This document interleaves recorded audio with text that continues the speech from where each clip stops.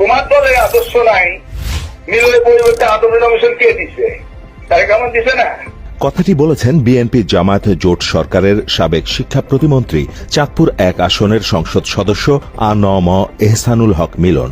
বিএনপির আন্তর্জাতিক বিষয়ক সম্পাদকের দায়িত্ব পালন করেছেন তিনি। স্থানীয় এক বিএনপি নেতার সঙ্গে কথোপকথনে তারেক রহমানকে অকথ্য ভাষায় গালিগালাজ করেন মিলন। সেই ফোনালাপ এসেছে বাংলা এডিশনের কাছে। তারপরে আমার দলের কি খুব একটা আদর্শ আছে নাকি? আদর্শ থাকলে কি মিলনের পরিবর্তে আদমের নমিনেশন দেয়? ওই বেকুবের বাচ্চা।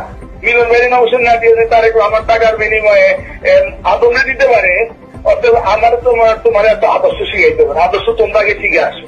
ওকে, ঠিক আছে। এখন বলে আদর্শের গোয়া মারি না, বাংলার কথা বলে আদর্শ তোমরা আমার শিখাই না, তোমরা আগে শিখে আসো।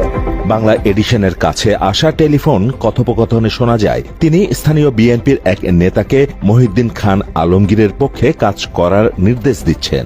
মিলন ভাই বলছে মহিউদ্দিন খানের ক্যান্ডিডেট যে সেটাই আমাদের ক্যান্ডিডেট। আমার কথা শুনবা, তুমি বলে দিবা মিলন ভাই সবাইকে বলে দিচ্ছে, যেহেতু প্রচার এমপি মহিউদ্দিন খান আলমগীর যারে সমর্থন দিবে তোমরা তারে সমর্থন দিবা। ধারণা করা হচ্ছে ফোন রেকর্ডটি 2018 সালের নির্বাচনের সময়কার। ওই সময় বিএনপির পক্ষ থেকে এহসানুল হক মিলনকে নমিনেশন না দিয়ে মোশাররফ হোসেনকে নমিনেশন দিলে তিনি স্থানীয় নেতাকর্মীদেরকে আওয়ামী লীগের পক্ষে কাজ করার পরামর্শ দেন। জীবনে কোচ আসে নাই, 8 পাস করে নাই, সেই আদম যদি টাকার বিনিময়ে নমিনেশন পায়, দালালের মতো লোককে স্পিডে হাত ভেঙে দিচ্ছে, সেই দালালে নমিনেশন পায়।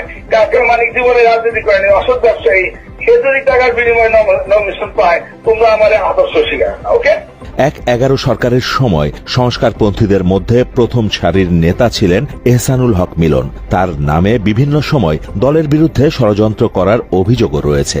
এর আগে ষড়যন্ত্রের দায়ে বিএনপির আন্তর্জাতিক বিষয়ক সম্পাদকের দায়িত্ব হারান মিলন।